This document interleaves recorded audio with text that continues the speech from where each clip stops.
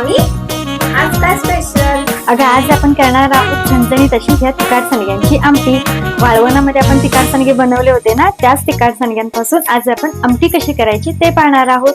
चल तर मग. वाऱ्यावरती गंध पसरला ना ते मनाचे, मातीमध्ये दरवळणारे हे गाव माझे.